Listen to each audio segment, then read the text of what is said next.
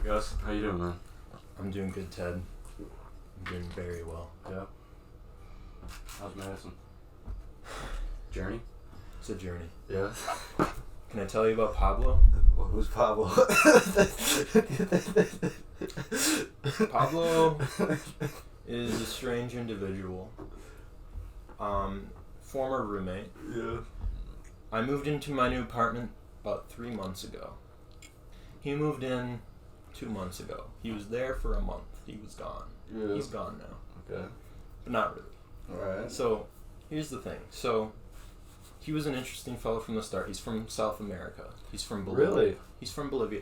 My other roommate... Shocker. Yeah. Yeah, and my other roommate was Chinese. He hated me. He fucking hated me. Always. Because I was too... Anyway, so Pablo, he is an extravagant but unassuming looking guy. So, I think we got off to the right foot. We started talking. He asked me to go on a bike ride one day. So I was like, sure. Yeah. I'm going to live with him. Yeah. So I want to get to know him. So... How old's Pablo? Pablo is 21. And you're 19? 19. And Pablo... So we went on the bike ride. Yeah. He said some things that I was a little bit put off by. Or not put off by, but they were just strange. Like, he would call girls, like, bunnies. And he'd be like... He'd just say something and you'd be like, oh, that's fucking weird, dog. It's kind of weird. He'd be like, oh, we'd be biking past, like, this one plate and he'd be like, oh, look at those two bunnies. And I'd be like, I don't see any bunnies. Like, he'd be like, look at me. And so, like, just stuff like that. And then, the first bike ride concluded with me finding out that he believes in mermaids. Alright, that's normal, right? Right, and so, like, at first I was like, what the fuck do you mean? Like, I don't know how we got on the subject, but he was like, no, I was like, yeah, some people in the world still believe in mermaids. Mm-hmm. Saying, like, oh, that's so weird. And then he'd be like, yeah, those people are so stupid, right? Mm-hmm. And I was like, no, they just don't know better. Mm-hmm. And he'd be like, I believe in mermaids. And I was like, you believe in women that have tails that swim underwater? And he's like, yes. I was like, why hasn't there ever been a picture of one? He's like, there has been. Mm-hmm. I was like, okay. So, like, that's kind of, like, where we started. So then bike ride number 2, because he asked me on another bike ride. Okay, we'll skip that one because that one wasn't that important. But number 3 time we hung out, he texts me, he's like, all caps, he's like, Gus! Yeah. I'm like, and he's like, you need to come with me tomorrow night to this club. The Soap Girls are coming. Yeah. You need to be there. I was like, what the fuck is the Soap Girls? And he's like, it's like this South African band that I'm hyped about and I really want to go. Mm-hmm. So I was like, you know what? And he's like, you need to go. This is a once-in-a-lifetime experience. And I was like, okay, fine, I'll go. Mm-hmm. And so the next night, I had to work in the morning at 5. But I was like, you know what? I'm going to go. So he took me to this club. I wasn't even supposed to get in. It was this giant rectangular structure with the door, just metal door, no signs or anything. We walk in and, like, as the door opens, you hear like club music and like green lights and stuff. Yeah. So I was already like, what the fuck is this? Yeah. And so I got in and I was like to the front. The lady was like checking IDs at the desk and I was like, I'm sorry, I'm not 21. Yeah. I'm not supposed to get in, but I really just want to get in with my friend Pablo. And he's like, and Pablo's like, I got you, man, I got you. And he's like, just let my friend in. He's almost 21. Yeah. And he was like, and so the lady at the front desk was like, okay, you can come in. All right. So I just got in, and we saw like this weird show, but it was really awesome. It was a great time. But Pablo, like, I was like rocking out and stuff, and he was just like standing there in the middle of the dance floor, like. So that was weird. And then the 4th time we hung out, which was last time. Yeah. We went on a bike ride, and oh yeah, and sorry, I missed something. At the end of that club thing, we were driving back, and he told me, with all seriousness, that he was my guardian angel. Yeah, I remember you texting me that. And then him and his dad were watching over me in my room. Dude, you guys do too much acid, bro. Dude, he's completely sober. He doesn't do anything. Alright. I'm serious. Like, he doesn't touch shit. Yeah. He's just like this. and so then the last time, which was a couple days ago, we were on the bike ride. First of all, he told me he had a 1-pack of abs. Alright. So does everyone. Well, how is that even possible? Like, is it like, oh, you're left or you're right? Like, I got a good left fucking abdominal. So he told me he had a 1-pack and he wanted like a 20-pack or something. I was like, okay. Yeah. And then he's like, we're just randomly out of the blue. He's like, I really want to jump out of a plane. Yeah. I was like, what? He's like, yeah, like, I really want to jump out of a plane. Do you want to come? I was like, sure, man, whatever. And he's like, okay, we'll do it next week. Alright. I was like, what? Okay. And I was like, sure, whatever. And then he started talking more, and I was like, oh my god, is this real? Yeah. And then, so the next day, I'm at work, Yeah. and he texts me, and he's like, spamming text. And it's the fucking details for this. So we're going skydiving. We're gonna go skydiving. Jesus Christ. Did you go skydiving? Not yet. We're planning it. Okay. So me and Pablo, we're going skydiving. Dude, Pablo sounds unwell. Dude, he's fucking awesome. I love him. Like, he's so weird and out there, but he's just a great dude. And he's kind of like, if you talk to him, you just get like the sense like, this is a weird person, but he's cool. Uh-huh. And he brings interesting things into being. Yeah, he's definitely interesting. Pablo, I don't know, man. He's a fun dude, right? Yeah, he's fun. And so He's fucking bananas, though. he is, and he moved doesn't out. do any drugs. Doesn't touch any. He's never touched anything. He's never even been drunk. Right. And so he's out of my apartment now. I was alone for about a week. That was nice. Yeah. And then this new guy moved in. Yeah. I got back from work on my last day of work. Mm-hmm. He was supposed to move in that day, so I knew something. I came back to my apartment. Something was off. I couldn't put my finger on a single thing, but like I could tell someone had been there. Mm-hmm. And so, but no signs of anyone. So I went to bed. Dude, I woke up at fucking midnight, around midnight. Mm-hmm. He's standing in the middle of my room. Yeah.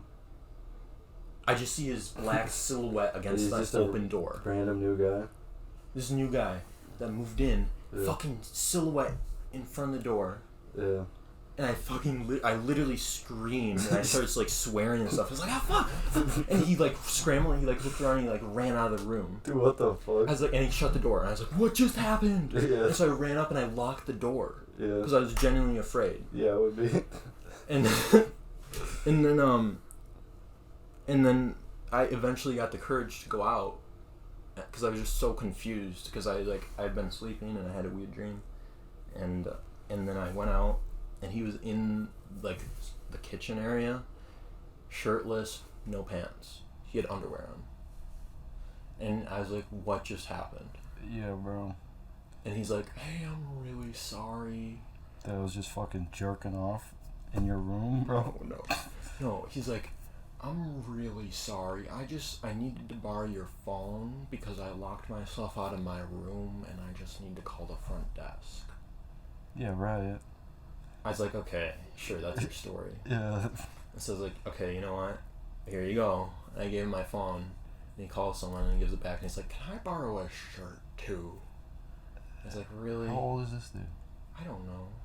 I think he's older than me. I think he had a full on beard. So. Yeah, dude. Dog.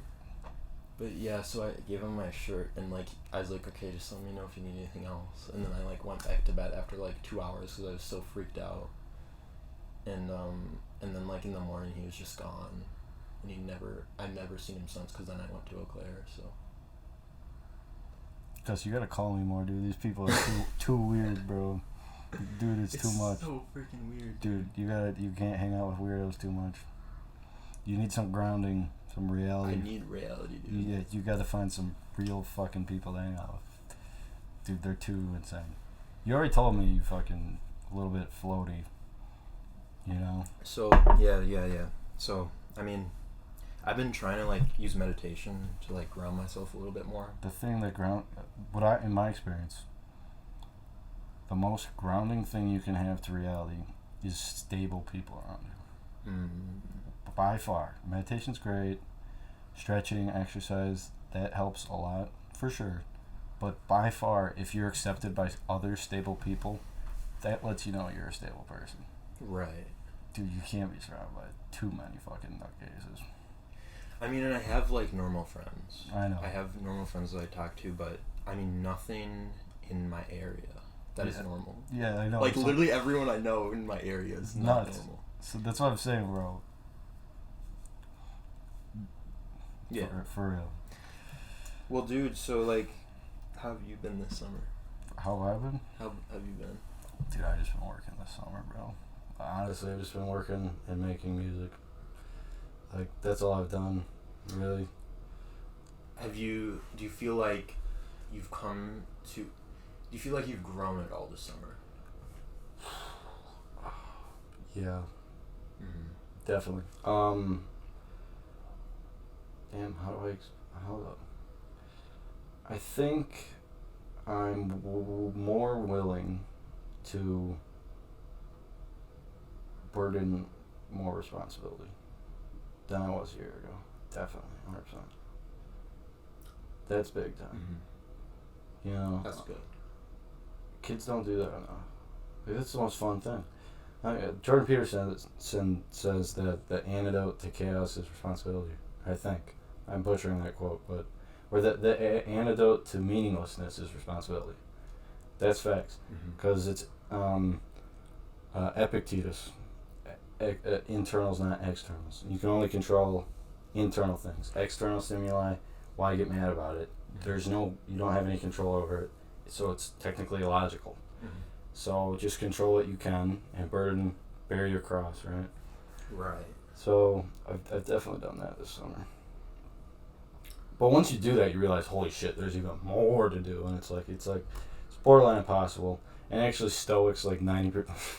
Stoicism's a very interesting philosophy, but like, bro, every Stoic is like constantly fucking physically sick because it's so mentally draining. Like, Jordan Peterson has physical illness. He's a Stoic. Like, you gotta be a little careful. It's just too mentally draining to constantly be blaming yourself for everything. Yeah, man. So here's the thing I've realized lately is, like, I've been way too hard on myself for my entire life. Mm-hmm. Like, I don't know about you, but I have this voice in my head where every single thing I do is fucking wrong. Dude, yeah, there's actually, the Native Americans had a spirit. It's called, like, Pachaki or something. That's that voice. I read that. And I think, so, like, here's the thing, like, this summer I had several huge life changes. Like, I got out of a relationship, I moved to a new city, a big city, and I started a new school, like, I started a new job, all in 2 weeks, all that happened. Damn, bro. So I was kind of plunged into chaos, as Jordan Peterson would say, or, you know, because, like, my entire life, like, for 2 months, it felt like a dream. I felt literally like every moment of my life was a dream because nothing was familiar. My area was different, my job was different, the way I talked to people was different. Everything felt new and unfamiliar, and I think it produced a large amount of characterological development. I think it put pressure on me to kind of develop as a human, but it was hard and difficult, and I feel like I'm kind of recovering now. Yep. And I'm kind of getting used to my new situation, but god damn, it was a lot. You just dove into the deep end, tried to swim. 100%. Yeah, and now, like, with the new school year starting and everything, it's like kind of happening again, but I'm ready for it. I mean, man, if nothing else, like, that stuff makes you better. Yeah, 100%. Definitely. It's literally, that's the one. It's like resistance training. Yeah. Like, that's like one of the laws of the universe is difficulty equals you becoming better. Yeah, I know, right? Literally. It's crazy. Lifting weights, the same resistance. Yeah. So, like, you lift, Gus? not anymore. I will. I'm gonna start soon because, like, this is something Jordan Peterson's the fucking best. This is something he talks about. This is why, like, the West finds sports fascinating, because, like, that, like, core thing of trying to perfect yourself, whether it's in a sport or whatever, that's like at the baseline of everyone's behavior is this like battle for this pursuit for perfection, you know. So imagine an athlete. Yeah. So I think with the way I perceive that is athletes are trying. So everyone's life is basically a hero's journey, right? Yeah. Especially men. Yep. And some people, depending on your psychic inclinations, some people find an external hero's journey and some people find an internal hero's journey. And I think artists are people who find an internal hero's journey, and people, worldly people, although that's kind of condescending, but it's like the best way to describe it. People who use their hands, athletes, you know, they're all working towards external goals. Now I feel like... Of like making pro league or something like that, you mean? Right. And okay. See, here's the thing. Putting a football through, or a soccer ball or whatever, through a goal. Yeah. That's an external objective. Something concrete. Okay. An artist has to create its own sort of thing. Is working towards something that's ethereal. Yeah. Something that's not really there. If you're painting a painting, you don't know what it looks like. Yeah. It's like a different pursuit. It is kind of. It's a pursuit to uncover something that the journey is not there before. That's interesting, guys. Right. And I like that, guys. Right. I think that like the journey and the pursuit and like the drive behind it is like similar process, but it is different because like an artist would have to also like invent the thing he's fighting, like trying to create. Right. Yeah, that's interesting. And I mean, any great artist knows like they're basically warriors. Yeah. In the battle. What do you call the front line? Where the battle is happening? Mm-hmm. It's between order and chaos. Yeah. They're right at that battlefield. And they're trying to pull something out of that. That's what I'm doing. Me too. I mean, I know I'm very artistically inclined, but I have a lot of trouble like feeling like I'm insane and like feeling like. No, I know. Artists always do. That's why you gotta hang around level-headed people more consistently. That's why I like my neighbors, really. Are they? Yeah, and I think that's like one of the values of conservativeship. Exactly. If you want to run the hero's journey, you sort of have to have this level baseline that you know is like sane, basically. You can't run that risk too much. You just have to have like a stable baseline. So you gotta surround yourself with stable people more. Yeah, I mean, and that's like easier said than done, I think. I feel like I don't know, like... You draw other nuts? Dude, yeah. I know you do. I do, man. You can't too much, dude, I'm telling you for real. Either call me more or find like a regular kid to hang out with more consistently. Is what I said. Alright, Doug. Okay. Do you consider yourself a regular person, though?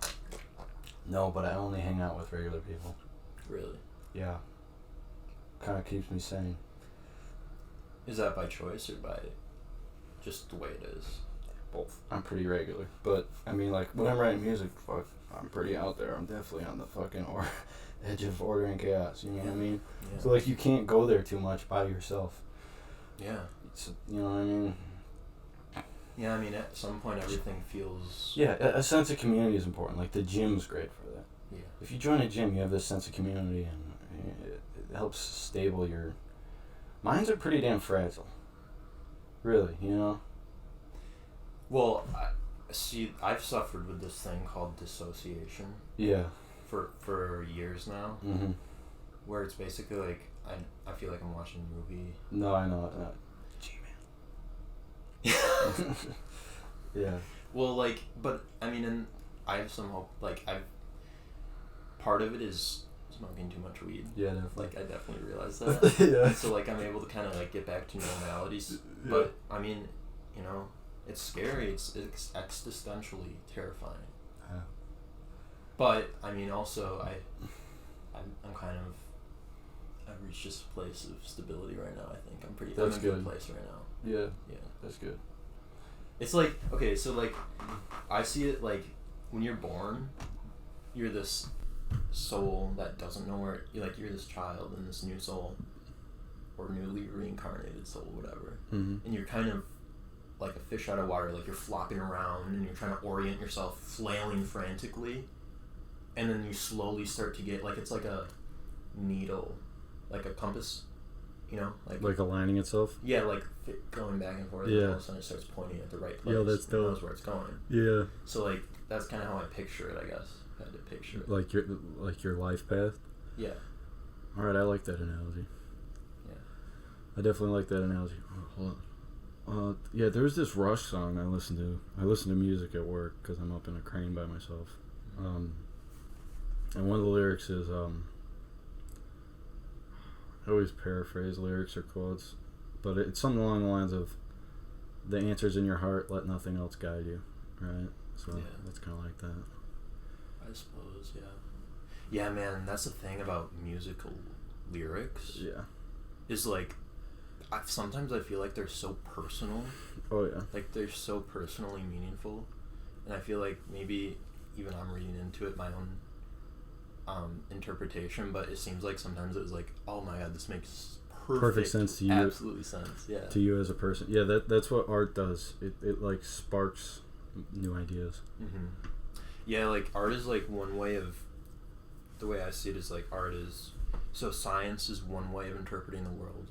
Mm-hmm. That's interpreting the world through facts. Mm-hmm. Philosophy is one way of interpreting the world. That's through logic. Yeah. Art It's through like aesthetics. is through aesthetics, and it doesn't make it any less true than... No. It's still knowledge. It's just a different sort It's a of form of knowledge. I also always thought of it as like levels of articulation. So like facts, science, hard research, peer-reviewed data is highly articulated. And then it's like less articulated, more undefined knowledge on like the realms of debate and philosophy. And then art is highly unarticulated, very dreamlike, whimsical, and sort of like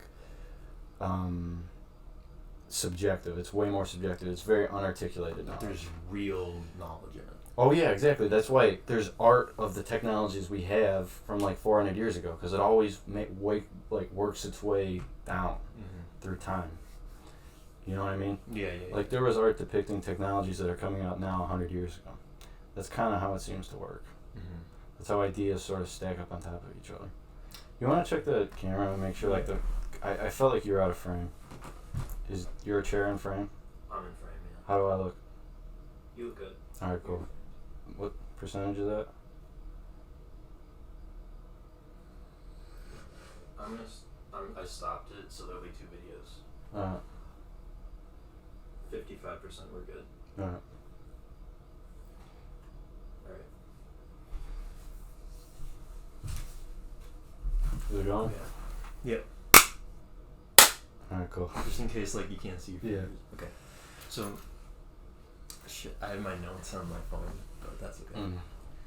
I brought some notes because I've had. Yeah, dude, taking notes is big time. I will get a camera soon. Yeah. Cause like I feel like writing down thoughts is like huge.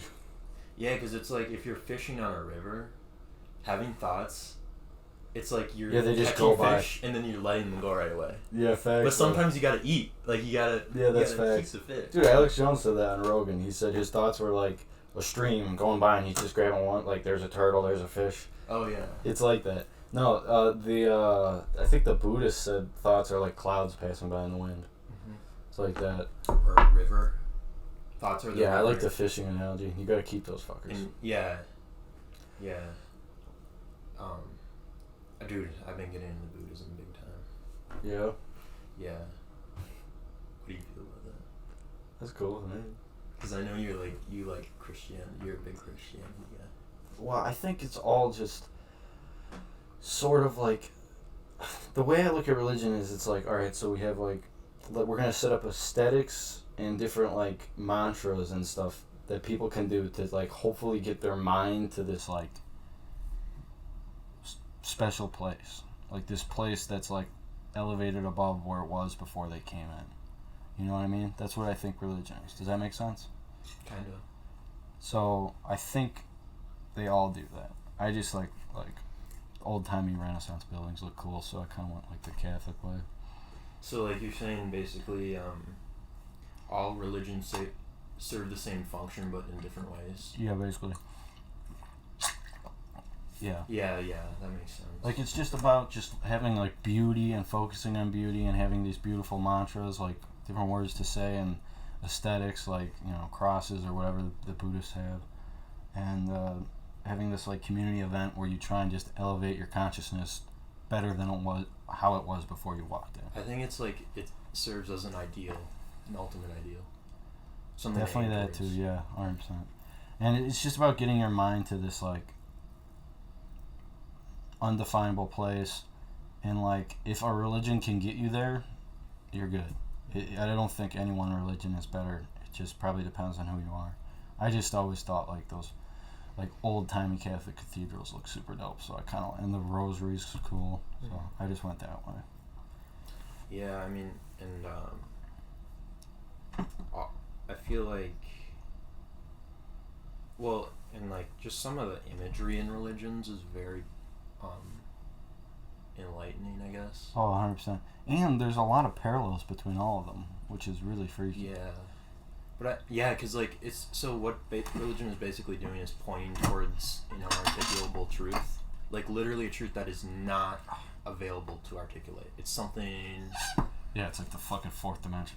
Yeah, basically. It is. There's no words for it, so the closest you can get is symbols.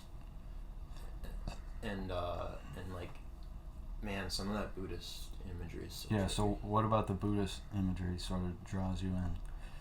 All like the third eye stuff, and all the dude, and like seriously, some of the, and like even in like Christianity too, all the religions I guess is like just this trippy. Dude, it's trippy. Designs. I know. Dude, you didn't even see the fucking dope ass painting I have in my room, did you? No, dude. I'll show you later. I think you texted. Oh yeah, I did, yeah. But, dude, that shit's dope, man. Yeah, dude. Well, like, and I think in our, okay, so, from an evolutionary perspective, I think there is a class of humans. So you know how like there's different people are suited towards different inclinations, occupations. I think there's a class of people that are inclined towards the shamanistic class. Probably. I think that's a functional role in human society. Yeah. At the primitive level, I think they're. Yeah, that makes sense. So I think, and people. How can I put this? It's a necessary role. And it's something. So, Jordan Peterson says like, the conservatives like religion for the dogmatic element of worship and community, and liberals like it because it pushes the boundaries of experience and the spiritual aspect and all that stuff. Alright. Well, I like both of that. Yeah. Yeah. Yeah, me too. But, Lost your train I of kind thought. of lost my train of thought. Yeah, it's alright. Can you help me out here? What was it saying? Or what? You threw out a lot. Yeah. There's There's this shaman class in society is what I was getting at, I think. Yeah. And some people are inclined towards it specifically. Yeah. That definitely is a role that isn't being filled correctly right now, probably. Definitely. Because, like, yeah, you're right. That serves a function in a society. It just does. I don't know why it does. It's healing, like... It's just sort of how we just organize ourselves. And we don't really have a good, solid one in the West right now for, like, the past 50, 100 years since the World Wars, really. Especially, like, with all this materialism. I know. It's pretty alienating, isn't it? There's no... Yeah. That sort of ties into the thing me and Ben always talk about, that there's no community. Like, if you, after high school, if you want to still have a community, you have to go into debt. You know? Yeah. It's fucking scary. I mean... People are... Where else are you going to find community? Maybe your job, I guess. Yeah. Not really. Yeah, exactly. Yeah. It's pretty alienating.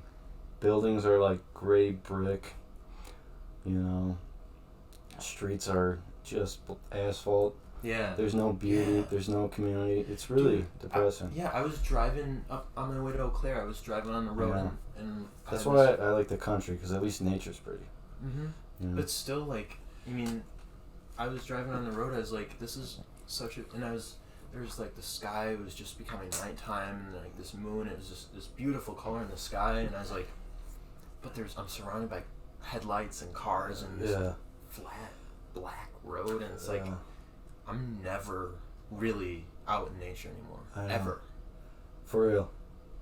And dude, you have to do it, man. You gotta get, like, I think everyone should have to, like, once a year do that. Like, actually, bro, there's a difference. When you look at the stars downtown compared to when you go out, like, way back out here and look at the stars, they're brighter because there's less light pollution.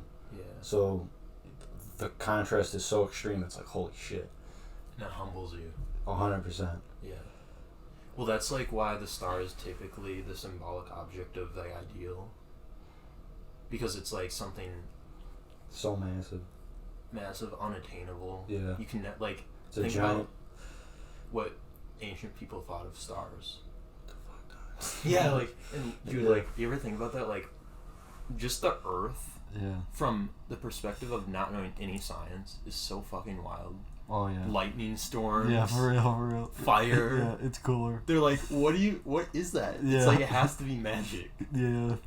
Right? Dude, yeah, science is boring as fuck, bro. I know. It like takes something out of like the magic of life. Oh, it definitely does. Well, I think it is right now, but it shouldn't. I think it used to be more sort of fantastical. It can, like, science should still be fantastical because there's still so much we don't understand. It's definitely getting things corrupt over time. And I think that's why psychedelics are so appealing to so many people nowadays. Yeah, is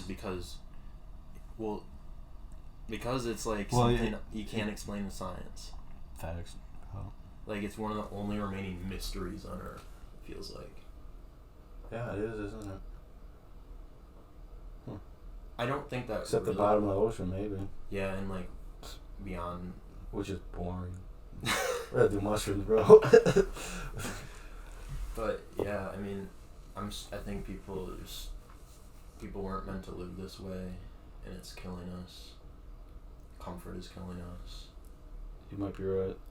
Yeah, we're definitely supposed to be making it to Mars right now, and we're not, because we're too fat and too lazy. And we're gonna start it's like a forest fire. It burns the dead wood, and I don't want to see that happen. You know, I'd rather we wake up right now, get out of this like fog we're in, and because you need a journey. You just need a journey. You need a journey. Life's a journey. We're not really on a journey right now. We just kind of work to party, like, yeah, floating, yeah. And there's all this nihilism is like crushing. Oh, it's disgusting. The nihilism right now is really.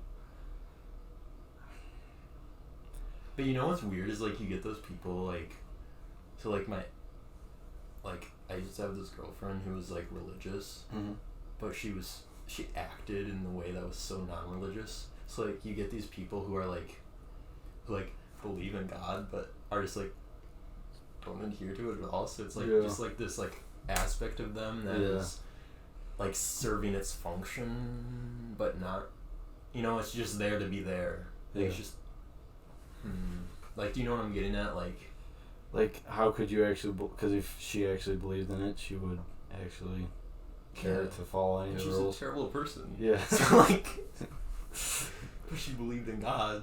Yeah. Like it's like some of it. It's like it's just like if this thing wasn't there, you wouldn't be any different. But it's there for some reason. I don't know. Hold on. Shoot. Oh, is it fucked up?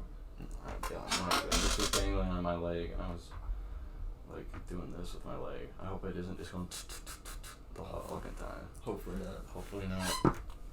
It's okay. I don't think it is. I think we're good. Alright, what were you saying? Yeah, religion has definitely lost its meaning. People, there always sort of has to be like this like unattainable like grand truth, and if there isn't, like, I don't know, it just doesn't work. Yeah, you need the ideal. Like, look, we're trying to make science like this grand, unattainable truth right now, and like. Well, people are really treating science like a religion nowadays. I know. It's not cool. It's like their religious instinct has been hacked.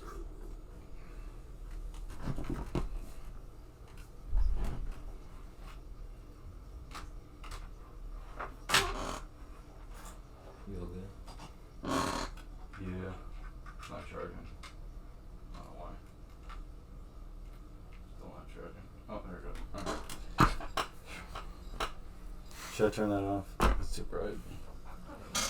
You like it? I think it would give us more light in the video. Alright, cool. Yeah.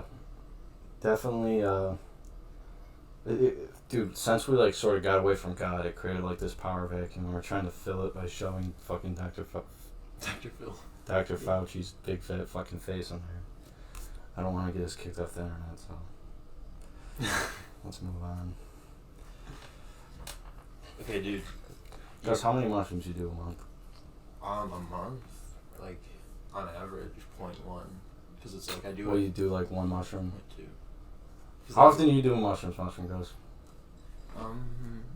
Too much? No, not anymore. Not anymore. Dude, it's been, I do other things. Like what? Like acid. But I haven't done mushrooms in a while. Why? Well, because every time I do them, I come into contact with like this demon. Okay, that's a good reason. That every time, it's like, so. I get that it's just a part of my psyche, and like it's just like the darkness of my psyche manifesting itself. Mm-hmm. But it's just it's too much. Too much for me. It's terrifying. So I've been like not doing it as much. But acid doesn't do that for you? It's never happened. Honestly. What's the difference between acid and mushrooms? Acid is more of a stimulant. So, and I'd say, so with mushrooms, this is how I describe it, like you're going into a different world, and they're showing you their world. With acid, just adding to this world. It's adding to this world, and you can kind of control the direction. It's like you're steering a giant battleship. So it's like you feel the trip going in a bad direction, you can kind of like, like. But the mushrooms just take you wherever they want. Yeah. So it's pretty ego killing, huh? Yeah, it definitely humbles you. And it makes you feel out of control. And dude, I can't handle. I'm a control freak. I am kind of too, honestly. Yeah, everyone is. I gotta do some mushrooms and figure that out. Yeah, I mean they'll start you off easy though. You have a good trip for the first couple times. Come here. Yeah, it'll lure you. It'll get you in to do a big dose like it did for me. All right, bitch. Yeah. Reset. Pretty much, man. Yeah. And yeah, it's like, damn, maybe I did it too early. I feel like for me. How old are you? When I first did it, 16. Cuz. Yeah. Why? You know what? Sophomore? Junior. Junior? Yeah. You freak. Dude, okay, that's the thing. Like, I just can't help it. Like, I'm so entranced by these things. Yeah, you definitely are. You are definitely. How often are you doing acid then? If you're staying off the shrooms? Every couple months. All right, that's reasonable. Mm-hmm. And you're off pot? Not off pot. But I'm like definitely not doing it often. On break. Yeah. Yeah, but yeah, I'd say acid is like more manic. Like it's more like when you're coming down, especially, you just get like this it's almost like methy. Like you just feel super like elevated and like. I don't want that. It's like a chemical. You feel like chemical dopamine. It feels. Good as fuck. Feels good. Yeah, because like it feels fucking awesome, bro. Yeah. Or like. Yeah. So I don't know. I always liked it more. Really? Yeah, really.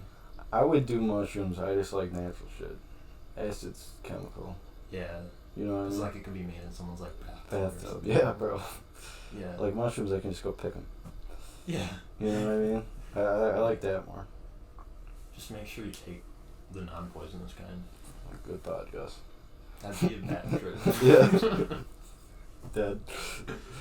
Yeah, dude, I have this friend who I told you about, like, knows, like, all the Latin, like, we'll just be out in the woods and I'll point something out and be like, oh yeah, that's, like, Amanita pocutensis. Yeah. He'll know. Yeah. He'll just know, and he'll know, like, how to grow it and, like, all the properties of it. Yeah, dude. So, he's a cool friend. Dude, I wanna be there. Yeah. That would be dope. I know. That would be fucking dope. Oh, Alright, yeah. well, what was the most intense trip have you done, like, since I last saw you? So, last time I told you about The fucking Cookie Monster. Cookie Monster and, okay, well, I had one recently that was, like, I'll tell you about this. This wasn't super intense, but it definitely changed me. So, basically, it was an acid trip, Mm-hmm. and I took a kind of small amount, because I've been kind of hesitant lately. Yeah. And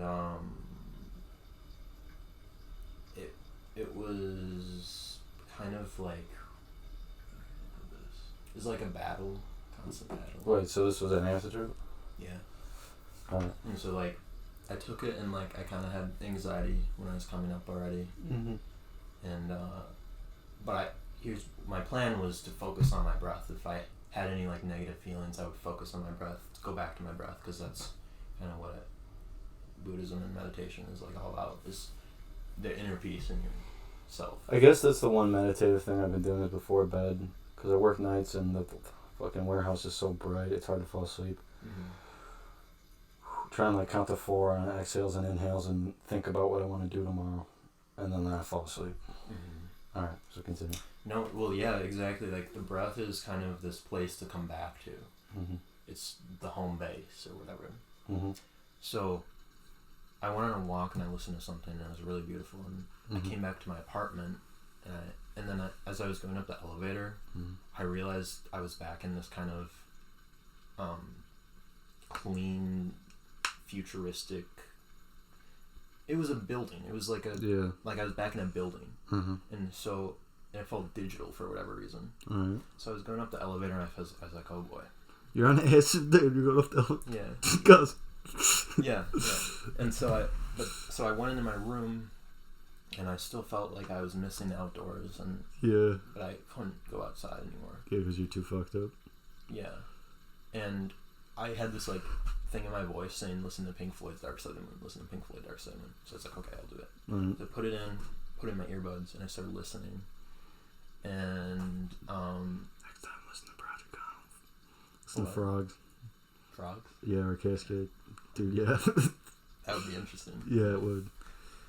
But I had this meditation cushion that I was sitting on, and, like, I was, like, focusing on my breath, just, and I felt it getting stronger, and basically it felt like, this is when it started to get scary. It was like I was kind of, like, in a huge storm, and there was, like, this barrage of, like, wind and hail coming at me psychically. Mm-hmm. Well, and I was trying to, like, resist it. I was like, all I have against this, my defense against this, is my breath. Mm-hmm. And then you know how I'm Internals, not externals, guys. Mm-hmm. Yeah. Mm-hmm. And you know how Dark Side of the Moon has this voice in it that's like this laughing thing, like, Yeah. like, Yeah. you know that voice, Yeah, that yeah. laughing voice. Yeah. Very familiar. That chose to manifest itself as my shadow demon that I've been talking about. Okay. So I was like, oh, that's you again. Okay. Hey, buddy, you're back. And he's, Yeah. like, trying to get at me, and I see his face, like, I'm, like, closing my eyes, and I see his face just go, like right past my vision. I was like, oh god, he's here. And so, like, I was like, and it was literally like a battle for my life. Yeah. That's what it felt like. Yeah. And so I got through the entire Dark Side of the Moon album, and I was like, oh my god, I survived. And I was starting to come down a little bit, and it was really like I had held out against this huge storm. Dude, fuck yeah, you weathered the storm, bro. I did it, dude. And then I got, like, all these, like, messages, like weirdly enough, it kept on telling me to be more of a man. Like, that's what I got out. Like, it was like, Dude, this is a good trip. yeah, man, I definitely learned a lot from it. It was telling me to put my actions and words closer to how I actually felt, So bring my actions and words closer to my real feelings and Bro. thoughts. Yeah. And also be more manly. Not in like the No, like culture, but like not in this juvenile like Hollywood like representation whatever, yeah. that we have now. That's very like the actual like, core of humanity. Literally be strong. Yeah. That's what I got. So Yeah, I became emotionally stronger. Yeah, you are stronger than in high school. Definitely. 100%. Yeah. I've changed a lot too because This shit helped you think, in that manner? yeah, I do too. it really did. You're definitely stronger than in high school. It really did.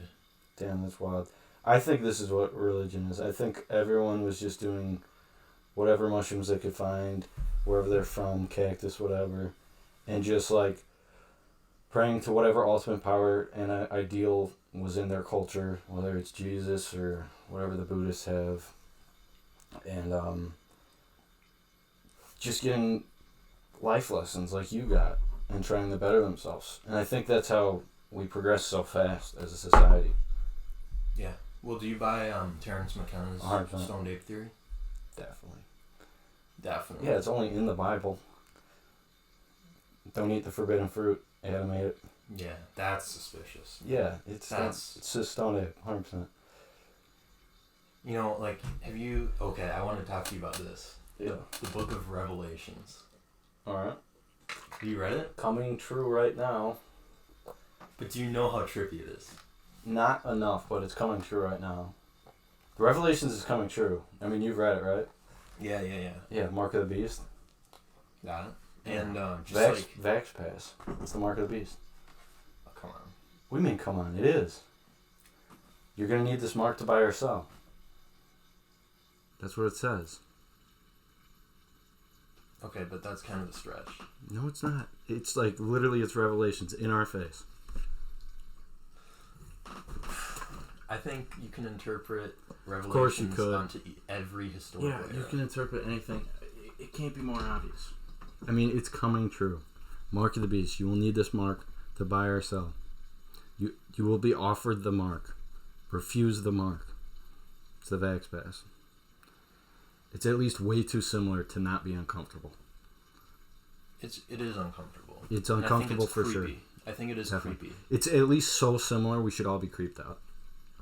But I also think there's nothing wrong with the vaccine. Yeah. I think we disagree on this. We definitely do, Gus. Politically here. I would. We can't talk about it. We can't? No. Okay. You know, it's YouTube. I mean, okay. You sure we can't talk about it? You don't think? I don't want my channel to get striked. We made a joke about the CCP and we got it striked already. Oh, sure. Like there's a reason you can't talk about it, guys. Okay, that is kind of weird then. Like, yeah, that's weird. See, you're not aware of that stuff because only if you follow people who are already banned are you aware how fast they get banned. But if you don't, you're not aware. So it's really fucking creepy. So I might have to edit this out. Okay. Let's move on. Okay, let's move on. What were we talking about? Revelations. Yeah, okay. You know how you know just like what I don't know a lot about it. No. So basically, this dude named John gets a revelation from God. Yeah. He writes it down.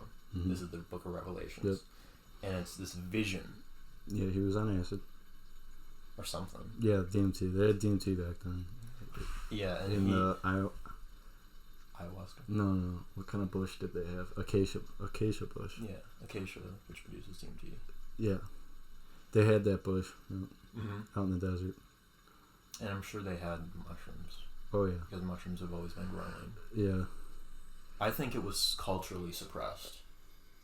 What? Yeah, that we like stopped doing psychedelics? Yeah. 100%. 100%. Yeah. Yeah, John was tripping balls, dog. Dude. And then Jesus. Like the 7 candles, the 7 Dude, bowls. Yeah. They were like each bowl is a different apocalypse. Yeah, they were like, tripping, bro. Yeah. They were literally.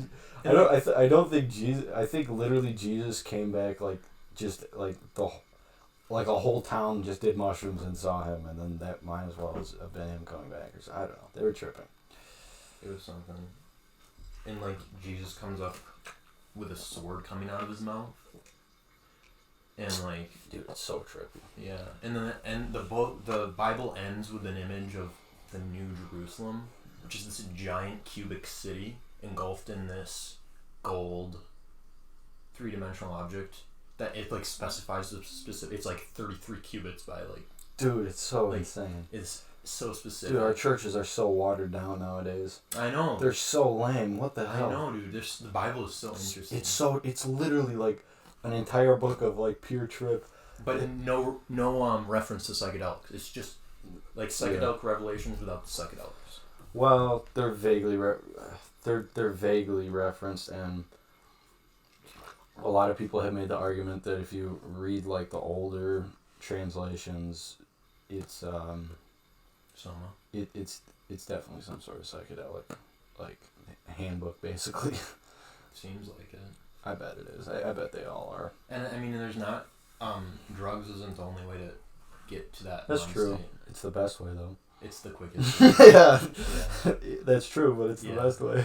Like I think near-death experiences and like breathing. and some people can get there with like some like super intense yoga and shit. And dude, I've been reading this book. I just finished it today. Mm-hmm. Called The Wind-Up Bird, and it's so good, dude. Yeah. You gotta read it. It's Dude, I'm dyslexic. I'd have to get the audiobook. You should, man, because basically this guy's cat goes missing, and then his wife, and he goes like looking for them, and he's unemployed, so he's just like walking around in Tokyo. He's set in Tokyo, and he's just walking around, and he's seen all these people going to the day-to-day business, and he's just unemployed, and he's got nothing going on, and he goes in this back alley next to his house. And he climbs over this wall and he gets to this abandoned lot, and it has this old house, and then a statue of a bird, and then a well. And he looks in the well and he like drops a pebble down and it like falls forever before it hits the ground. And then eventually he goes. So then things happen. He goes back. He buys a rope ladder, goes down the bottom of the well to just think. Mm-hmm. He goes there to think about all the weird shit that's going on in his life, and he sits there for hours and hours. Eventually, he falls asleep at the bottom of the well. It's pure abyss, pure blackness, no sound, no light. Mm-hmm. Falls asleep, wakes up, the rope ladder's gone. Damn. He's stuck down there. And fuck. Yeah, and then like he has to like, and then like the memory of reality starts to get more distant. It's fucking Plato's cave. Plato's cave? Yeah. Like, yeah, I mean... Does it become like Plato's cave down there or no? Can you explain Plato's cave? You don't know Plato's cave? I might if you... You probably do. Is it the shadows of the grave? Yeah. Yeah. I mean, that's kind of different, I guess. Because, like, that's like... Reality has always been this way for these people, so they just perceive reality as this way because they just accept it. Yeah. But this is like... His reality is falling apart quickly. It's disintegrating like a piece of paper in water. Oh, okay. And he eventually starts having these really weird archetypal dreams where like they'll merge into like, so like he'll be like in this weird hotel room and he'll like walk through a wall like Jello and then he'll emerge in the bottom of the well. Like he'll just like, and then he'll be awake. Okay. So like there's no real distinction between dreaming and being awake. God.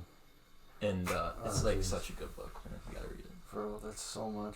I remember one time Jordan Peterson was talking about this client he had that was some sort of like native Canadian, like Indian dude, and he was like illiterate, but he was really wise, and he literally like thought and dreamt in like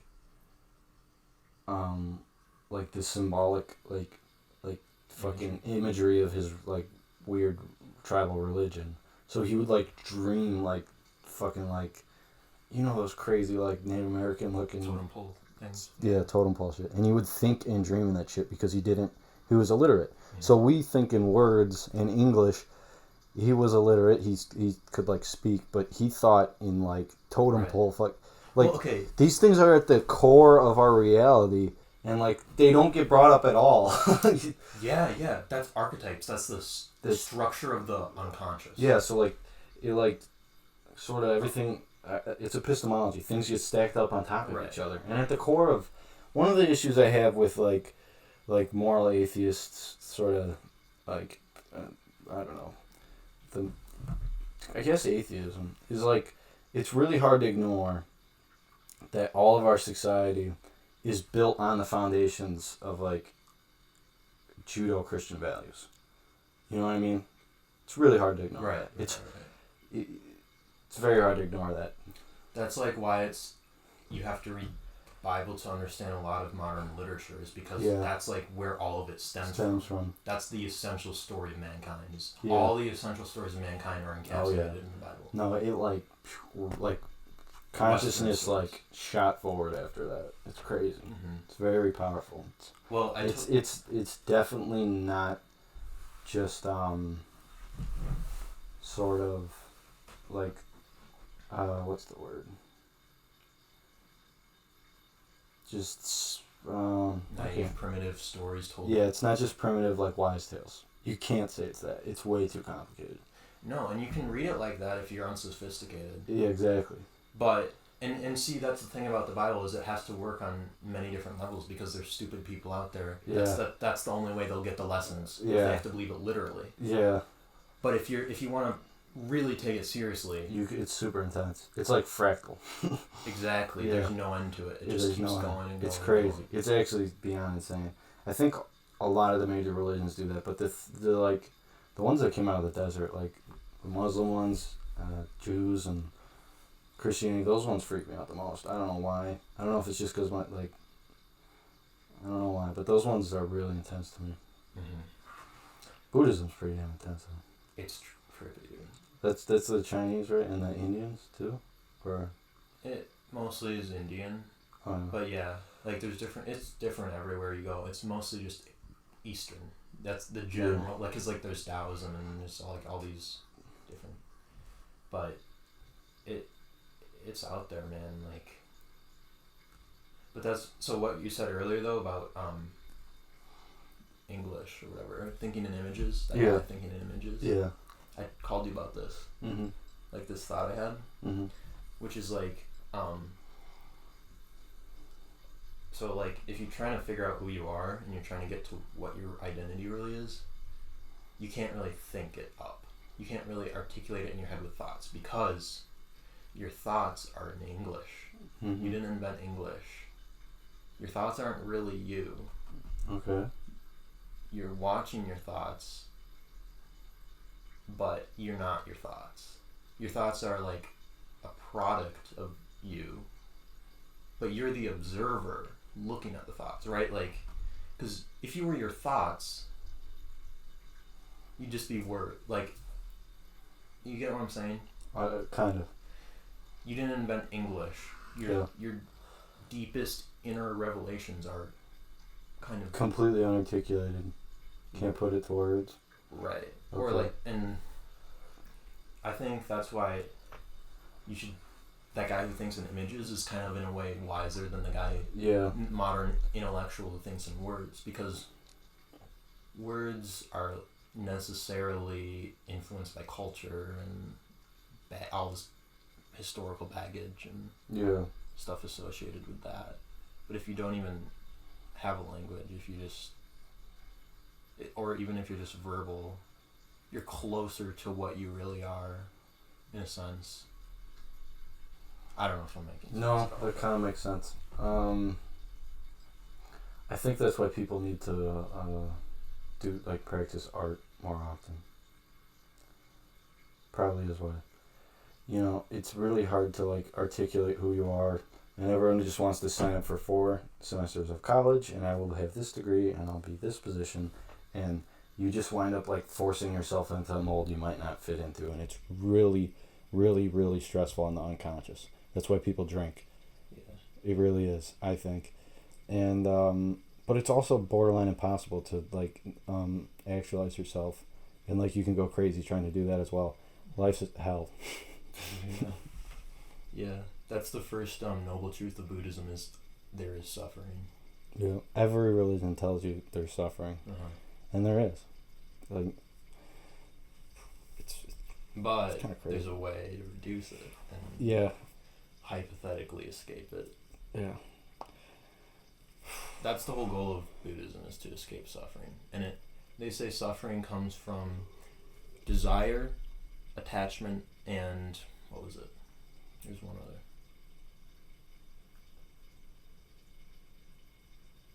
Okay, I can't think of it. But it was desire and attachment is like the main sources of suffering. Yeah, that's and if you get rid of desire, I can 100% tell you that I have suffering in my life from desires, no doubt. Like it's so hard. And attachment too, probably, right? Probably, yeah. Material attachment, attachment to your past. Yeah. Dude, it's crazy, but there's no way you can rid yourself of those things totally. You'd go crazy. That's what. Or you'd have to be a monk who someone else feeds all day. Like, yeah. You know what I mean? You know how monks get food? Oh. They go to the village and beg the townspeople. Really? With little bowls. That's all they eat all day. Damn. See, but, they'd say, like, you guys in the material world are missing out on the inner enlightenment. Yeah, but the material world's like, you guys will starve to death if we're not here. True. So, like, there's sort of this balancing act that needs to be had. Mm-hmm. Yeah. Dude, I fucking hurt my shoulder. Yeah. At work. And then I lifted yesterday. Me too, man. You too? I told you, yeah. My shoulder's killing me. God. But yeah. Oh, dude, okay. You want to really trip out one time? What? Look up, so get really high. And then look up, do you have your phone on you? Yeah. Look up the Lotus Sutra chant in Buddhism. This will... Oh, YouTube it?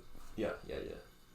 This will make you go places. Dude, okay, alright, what is it?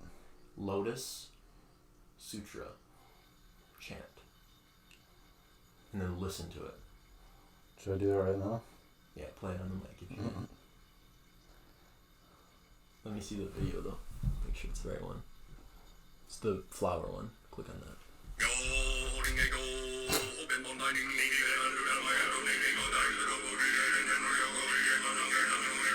Listen to how hypnotic that is. And that goes on for 10 minutes. Oh yeah, that's dope. And you know what they're listening is like a Buddhist scripture, all slightly in different times. So it's like one guy will start and then they'll wait like 1 second and then the next guy will start. Jesus Christ, dude, they're on acid. Dude, no, that's what they do in Buddhism. Like in temples. Yeah, I know. Like. No, I know the Catholics, they do fucking salvia. The Catholics do? Yeah. Really? Yeah. Yeah. Yeah, I know. Yeah, I don't know why they don't, like, they do shitloads of psychedelics. Like in the Vatican and shit. They just don't let real people do it, which is bullshit. Yeah, that reminds me of, like, the rosary, kind of. Like, see, all that shit's dope. Like, this is, like, Orthodox stuff. Yeah. We don't do this anymore as a society. No, there's nothing like it anymore.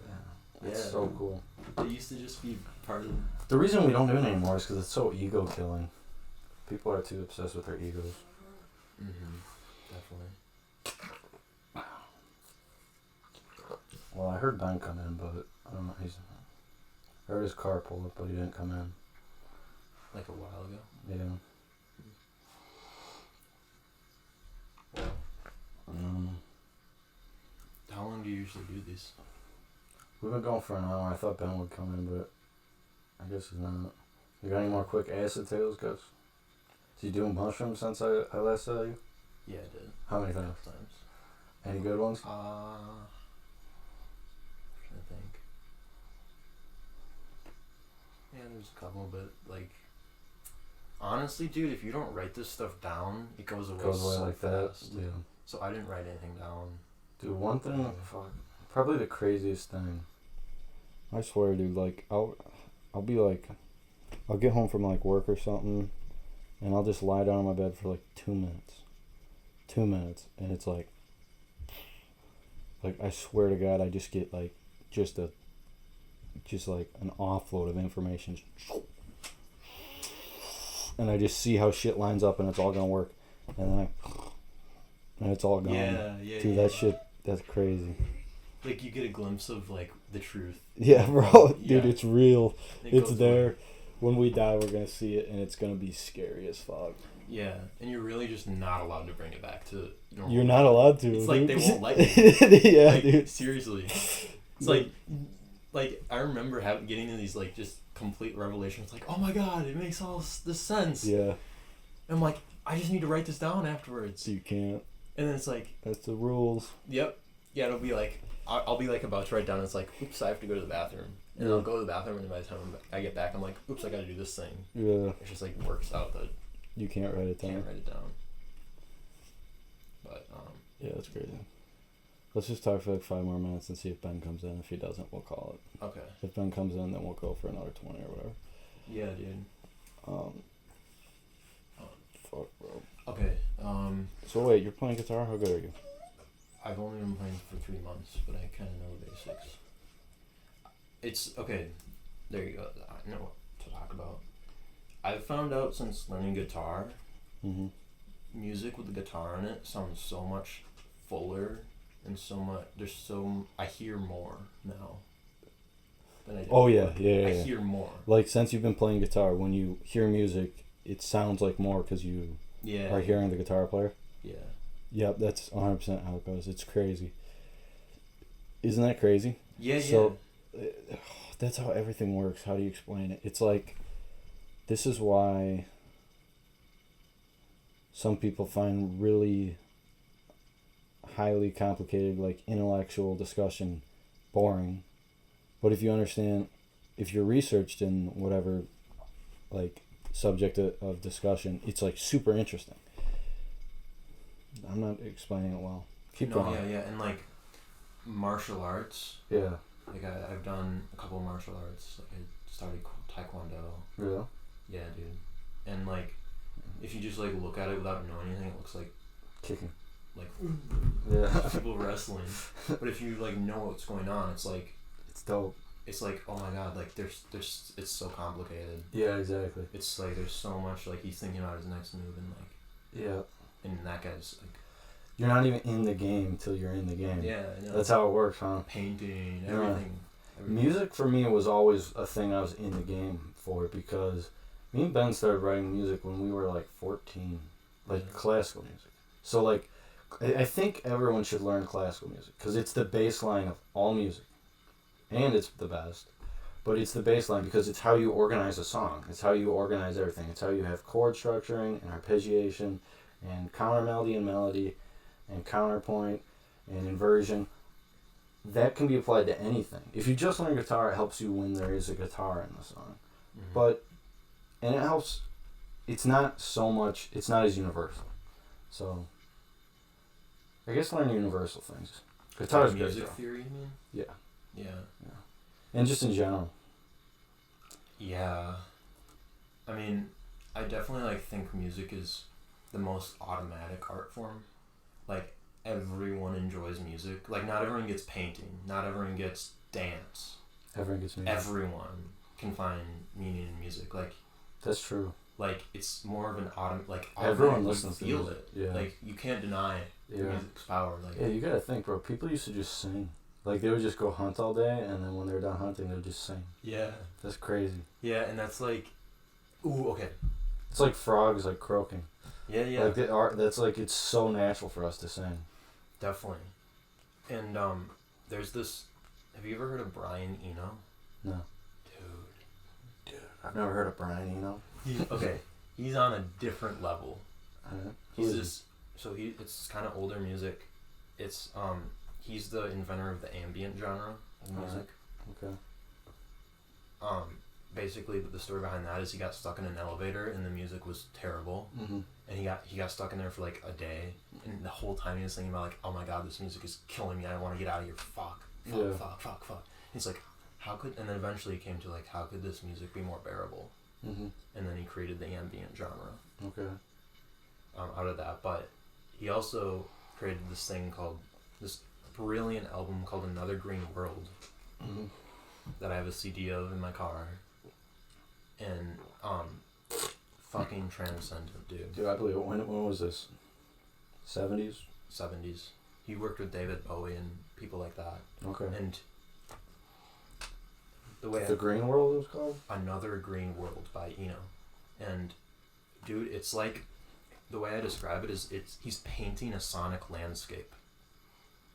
So you'll listen to it and you'll be like, you'll look at the song title and it's like Somber Reptiles. And then you can just like picture it and it makes perfect sense. And then that's In Deep Woods, I think, or something. Yeah. You can't just listen to it like a second of it and then No. you have to like really get into it. And I have a book on it, dude. It's fucking, the guy is kind of a genius. Yeah, he seems like it. And he talks about like how the studio is an instrument and the people you bring together is an instrument. So like a group of people is an instrument and you got to treat it as such. I'll check it out. Different dynamics. It sounds kind of King Crimson. It is. If it strays away from like melody though, I'll be intrigued, but Ben won't dig it. You gotta have melodic structure. If it's just a soundscape, you know what I mean? It's not just a sound. There's melody. With Another Green World, yeah, there's melodies, but yeah, I mean, it's like, yeah, it does something. It's like artsy, like it's kind of. Do you listen to classical ever? Sometimes.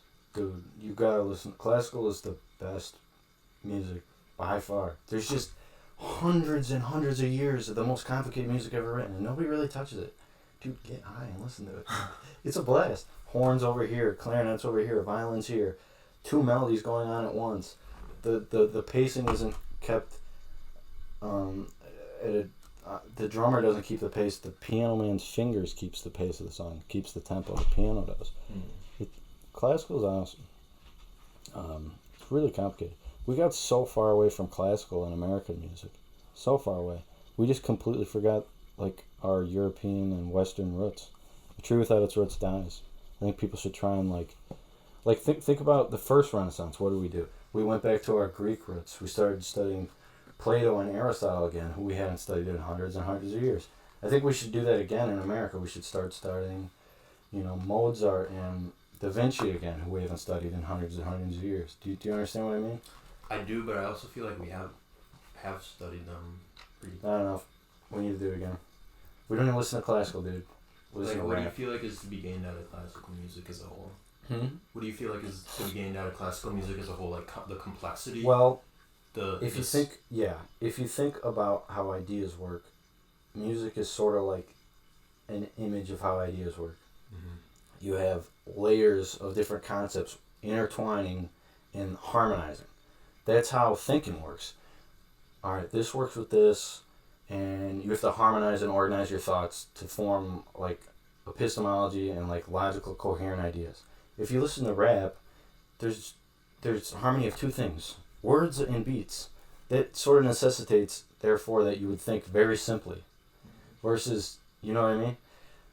You have to think very complicated. Classical's so complicated. If that's like the baseline understanding of how you organize thoughts, you'll be able to juggle more complex and more ideas. Mm-hmm. That makes sense. But I mean, rap still serves a function. It's not as deep as classical, definitely, but it's street music. It's like. Yeah, I don't like rap, man. You listen to rap? No. Yeah, I mean. I do like hip hop though. Yeah. Some hip hop, especially the old shit. Dude, old school street music was folk and bluegrass, and it was way more complicated than rap. It's really bizarre. Also, it's not, because rap was like created by a music industry. It's not. Well, it was kind of natural, but it was largely funded by. Word you can't say, with attitude, which was like a giant conglomerate. I mean, in like modern hip hop. What's up? Oh, what's up, man? I gotta turn my phone. Alright, do we have a third mic? Do I have a third mic? No. Alright, we should just call it then. Alright, man. Alright, yeah, shit, it's almost 5. Alright. Mushroom Ghost, episode 2. Signing off, Gus. Good talk, man. Yeah, it was. But make sure your phone doesn't die on its And then I'll give you the file or whatever. Yeah.